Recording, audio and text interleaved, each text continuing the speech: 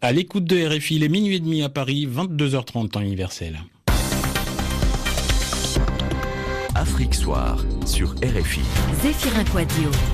Bonsoir à tous. Ce lundi, dernière journée des travaux du 27e sommet de l'Union africaine à Kigali au Rwanda, avec au programme un vote pour la succession de la Sud-Africaine Dlamini Zuma, présidente de la commission de l'UA. Un sommet par ailleurs très largement consacré au Soudan du Sud, mais la question du terrorisme international a aussi été abordée. Idriss Déby, président en exercice de l'UA, en a appelé à la mobilisation de l'organisation panafricaine. Et puis, les obsèques de l'abbé Malou Malou en RDC, le corps de l'ancien président de la commission électorale de RD Congo est arrivé ce dimanche à Béni, juste le temps d'une messe avant son enterrement lundi à Butembo. Et direction Kigali au Rwanda pour le 27e sommet de l'Union africaine, sommet qui s'est ouvert ce dimanche matin. Christophe Bois-Bouvier, vous suivez pour RFI ce 27e sommet au programme très chargé avec au menu des travaux des dirigeants africains. Plusieurs dossiers, on retiendra notamment la crise au Soudan du Sud et la succession de la présidente de la commission de l'organisation, la sud-africaine Dlamini Zuma. Finalement, un vote est prévu ce lundi et pour l'instant, Christophe, rien n'est joué. Oui, ce matin, les 54 chefs de délégation de l'Union africaine vont voter soit pour l'équato-guinéen Agapito Mbamokui, soit pour la botswanaise Pelonomi Venson Moitoy, soit pour l'ougandaise Speciosa Vandira Kazibwe. Jusqu'à hier après-midi, beaucoup pensaient que ces trois candidats manquaient d'envergure et qu'il ne valait pas la peine qu'on organise un vote pour les départager. On peut donc dire que le vote de ce matin est une petite victoire pour ces trois-là. Cela dit, il n'est pas du tout certain que l'un des trois obtiendra la majorité des 2/3 qui est requise par l'Union africaine. Si ce n'est pas le cas, la liste sera rouverte et là il y aura encore deux options. Soit on organisera tout de suite une deuxième élection, c'est le scénario que souhaitent les Tanzaniens qui soutiennent leur ancien président Jakaya Kikwete, soit on reportera la seconde élection à un prochain sommet, par exemple en janvier 2017 à Addis Abeba. C'est le scénario qui conviendrait au chef d'État d'Afrique de l'Ouest qui appuie le diplomate sénégalais Abdoulaye Bathily. En effet, un ministre des Affaires étrangères d'Afrique de l'Ouest nous a confié que pour l'instant, le professeur Bathily n'avait pas encore un appui massif et qu'il lui faudrait peut-être un peu de temps pour franchir la fameuse barre des 2/3. Boris Vichit, Christophe Bois-Bouvier, Kigali, RFI. Notez aussi que les chefs d'État africains ont adopté ce dimanche le principe d'une taxe sur les importations pour financer l'organisation et réduire sa dépendance vis-à-vis des pays donateurs. Et puis, par ailleurs, le Maroc a annoncé son intention de réintégrer l'Union africaine 32 ans après l'avoir quittée pour protester contre l'admission de la République arabe sahraoui démocratique proclamée par le Polisario. Un sommet largement consacré au Soudan du Sud, je vous le disais, Soudan du Sud où plane l'ombre d'un nouveau conflit à grande échelle après la flambée de violence de la semaine dernière. Je rappelle que l'Union africaine a appelé au déploiement d'une force régionale de protection au Soudan du Sud et à l'ouverture d'une enquête sur la flambée de violence de ces derniers jours. Mais la question du terrorisme international a été également abordée, surtout en Afrique de l'Ouest, au Mali et au Nigeria et dans les pays voisins. Le président en exercice de l'Union africaine en a appelé à la mobilisation de l'Union africaine et à la création d'un fonds spécial. Face à cet embrasement d'une partie importante du continent, et à la montée en puissance du terrorisme international, nous devons nous donner les moyens adéquats et la volonté politique nécessaire pour faire de la force africaine en attente et de la capacité africaine de réponse immédiate aux crises cariques des réalités tangibles. En tant que continent, nous ne pouvons affirmer notre indépendance et clamer notre souveraineté si nous ne pouvons pas prendre en main notre propre destinée. C'est pourquoi nous devons nous préparer en conséquence, en mobilisant nos ressources et en multipliant nos efforts pour riposter à toutes les menaces, y compris au terrorisme et à l'extrémisme violent. À cet égard, il est urgent de réfléchir sur la mise en place d'un fonds spécial dédié à la lutte contre le terrorisme alimenté par nos États, les partenaires et la communauté internationale.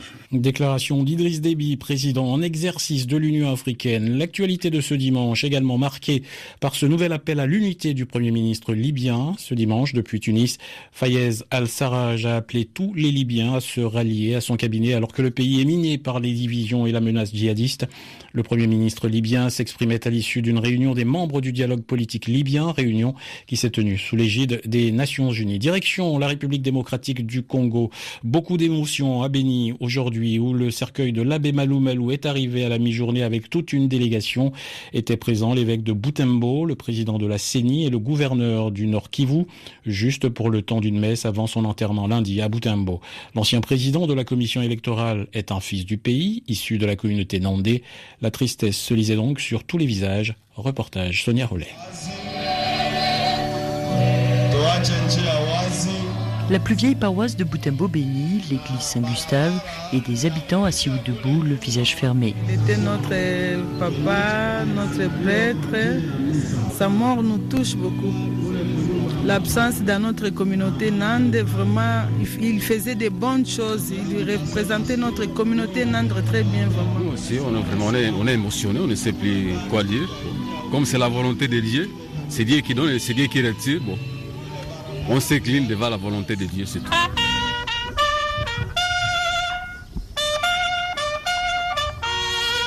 Le cercueil arrive et d'honneur de policiers, fanfares, les mots du maire de la ville font écho à la douleur de la population. La population de Béni et de Butembo a perdu un fils, un frère, un papa, un aîné, bref, un tout. Je présente mes condoléances les plus émues. Monsieur l'abbé Malou Malou est une donation de Dieu. C'est Dieu qui a donné et depuis le 30 juin, c'est Dieu qui l'a repris. Le maire de la ville se permet un seul écart, profitant de la présence d'une délégation venue de Kinshasa, pour rappeler que l'abbé Malou Malou soutenait un projet d'électrification du territoire par des panneaux solaires qui n'a toujours pas vu le jour. Sonia Rollet, Béni, RFI. A signalé également la disparition d'un ancien collaborateur et journaliste sportif de RFI, le franco-ivoirien Seydou Zombra, s'est éteint hier samedi à Paris des suites d'une longue maladie selon sa famille. Il était âgé de 60 ans et laisse derrière lui 4 enfants.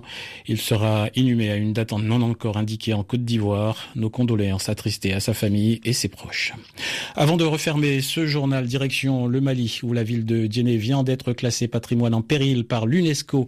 La ville a perdu son grade de patrimoine classé, notamment en raison de l'insécurité qui affecte les sites. Faute des revenus traditionnellement générés par le tourisme, les habitants se sont tournés vers des activités moins rémunératrices telles que la poterie ou le petit commerce. Et cela ne suffit pas à subvenir à leurs besoins et encore moins à l'entretien de leur maison. Dans ces conditions, difficile de préserver l'architecture d'origine de ces habitations pour respecter les contraintes liées au classement de l'UNESCO. C'est un dossier signé Binta Diagne. Mamadou Diawara est guide touristique. À cause de la crise du tourisme, ce guide a dû se reconvertir dans le bénévolat. Faute de revenus, cet habitant n'est plus en mesure d'entretenir sa maison faite de banco. Pour enduire correctement son domicile, il lui faut acheter du son de riz. Mais le prix de ce produit a quasiment triplé. Du coup, Mamadou Diawara rafistole quand il le peut certaines parties dégradées de sa maison. Toute l'activité à Djenné, elle est moche maintenant parce qu'avec les crises qui a tout détruit. Donc la population n'arrive même pas à manger avant de construire. Même moi qui est en train de parler, avant, au temps normal, ma maison est bien entretenue. Mais aujourd'hui, en voyant ma maison, c'est dégradé, c'est très dégradé. Pendant la saison de pluie, sur les plafonds en haut, il y a l'eau qui coule chez moi. Au cœur de Djenné, plusieurs maisons sont tombées. Selon plusieurs témoignages, la grande mosquée est toujours préservée. Les zones marécageuses et leurs sites archéologiques qui encerclent Djenné sont aussi menacés, comme le constate Mamadou Samaké, gestionnaire du patrimoine à la maison culturelle de Djenné. Les sites sont agressés par des constructions qui sont tout autour aux environs du site, qui sont les zones protégées. Ces zones sont morcelées aujourd'hui par les propriétés coutumières et données comme habitation. Le mouvement des populations peut impacter le site et à la longue, le site peut être détruit complètement par l'activité humaine autour du site. Pour sauver le patrimoine, des guides touristiques se sont portés volontaires pour faire du porte-à-porte afin de sensibiliser les habitants sur l'importance de préserver l'architecture de la ville. Ce dossier signé Binta Diagne. Les Pays-Bas qui doivent quitter la mission onusienne au Mali à la fin de l'année viennent d'annoncer le rapatriement de leurs 7 hélicoptères déployés dans le pays. Pour l'instant, la MINUSMA n'a aucune solution de remplacement pour combler la perte de ces hélicoptères. Le contingent néerlandais néerlandais, lui, sera remplacé par des soldats allemands l'année prochaine. Il est 12h40 à Paris. Merci d'avoir suivi cette édition d'Afrique Soir. Excellente nuit à l'écoute de la Radio Mondiale.